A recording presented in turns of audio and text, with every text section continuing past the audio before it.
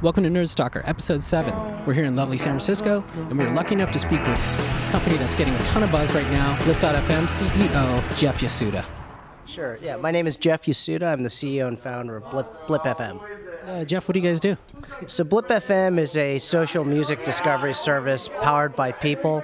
A lot of folks have been describing us as the Twitter for music lately, and essentially, our primary belief is that music is totally social, and probably the most compelling way to discover music is when it comes from people you trust, your friends, and obviously people whose opinions you respect. There is a social aspect to it. There's a sort of a recommendation aspect to it, but you break it down. You're the expert. Sure. Well, there's really two primary ways to use the product. One is a passive experience when a user has the opportunity to actually just listen to music in sort of a constant radio type stream. The active experience, though, is actually a lot more compelling, we think, where people actually have the opportunity to DJ, where they can pick songs. They can not only provide the songs immediately, but also sort of this micro-blog paradigm in 150 characters or less, tell people why they should be listening to the music. And so the music itself becomes one social soundtrack, if you will. And we found that that's been a pretty compelling way for people to be able to share music and discover new music. So for our viewers who have never seen this before, can you explain what is a DJ and what are these? It almost looks like comments in a way, but it's not commenting. Can you clarify that for me? Yeah, great question. I mean, the first comment, kind of think of it as being the guy in the car during a road trip, that person that had to control the CD player, the iPod, and effectively DJ to all your friends. That's kind of what Blip is online, whereby you have a chance to be that tastemaker, be that influencer, and it's sort of funny. Everyone seems to think they have great music taste, and so we actually give people that opportunity to actually test that belief, right? So you'll be able to blip music, tell people why they should be listening to it, and what's kind of fun is you can kind of see whether or not people follow you, if they really care what your music taste is, and it's really been fun. I mean, I've been able to find some great music from people that obviously I don't know, that may be across the globe, but it's that ability to be able to hear the song and actually know why I should be listening to it from somebody, again, that I trust. The guy could be in Brazil, the girl could be in Japan, but if they blip a song that I haven't heard and I'm like, wow, this is really cool, you can favorite them. And then they get added to essentially your social radio stream, if you will.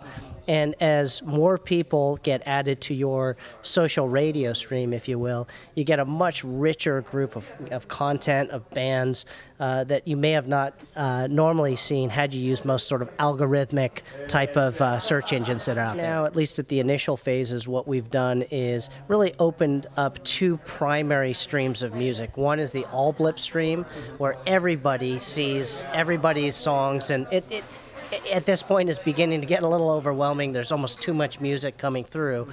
The next stream is only blips of DJs that you've actually selected as your favorites. So again, it's a pretty dramatic sort of narrowing or filter, if you will, from the all blip to just the people that you want to hear music from. Sure.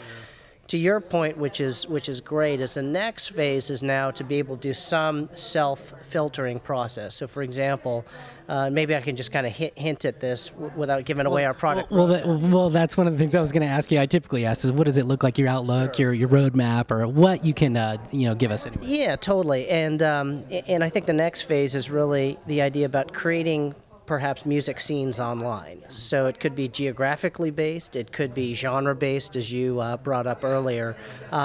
Really depends. At some point, we'd obviously would love users to be able to select what sort of parameters they want for their scene.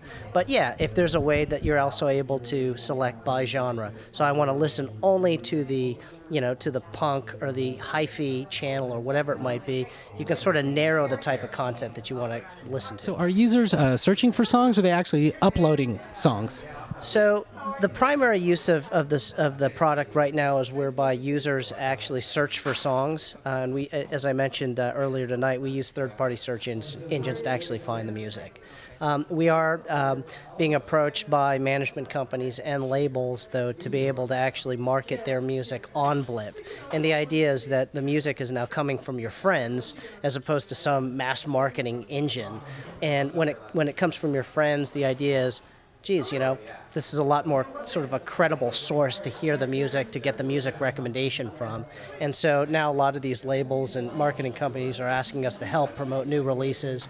We've done releases for Alkaline Trio. We've done some projects with Pearl Jam, Five Finger Death Punch, just a whole series of different players, a whole series of different bands that have kind of, for whatever reason, gravitated towards us in sort of the early phases of our development. What sort of infrastructure are you guys running on for the scalability and that kind of thing, and stability, et cetera? Sure. We've really built our product from the grounds up, really focused on scalability and architecture.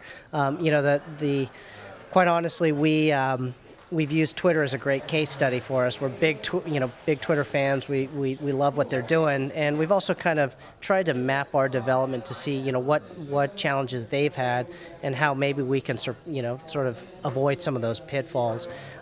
Without getting too technical about what we're doing. No, go ahead. We're geeks here at Stalker. Well, I think at a high level, I think what's most important is that from the grounds up, we've understood the end user experience. The whole concept of having a self-refreshing feed, so there's never a need to actually refresh your page. That's really been core to our product. The way we've separated, different layers. Of the stack to be able to really manage traffic and scalability in such ways where hopefully we won't have some of the challenges in terms of our site being down. Having said that, we've been really lucky lately in terms of having a pretty dramatic increase in our traffic, and we have had to make some changes in our infrastructure just very, very recently, actually. So are servers in-house, or using Amazon S3? We're using a couple different, we're using Amazon to host some of our storage from a database perspective, but we actually do have a managed service provider that we use that we love, and they've been great and have scaled with us. So are you guys doing private, or do you have any VC funding, or what's that? Yeah, it's all been private angel type rounds. We're a lot of it is self-funded also, so we put our own money where our mouths are. But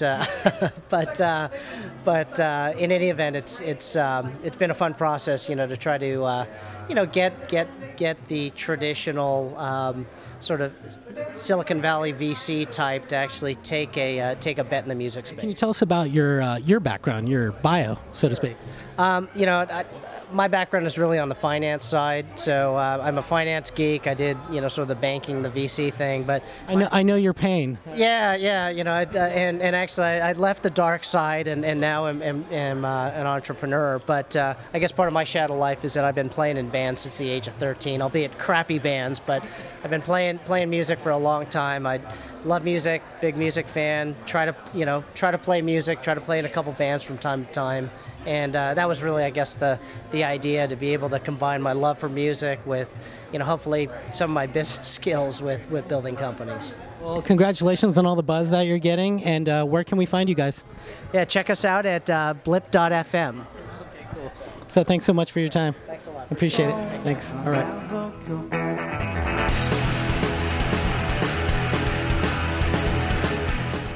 Oh, okay. All right. Let's go. Are we still recording?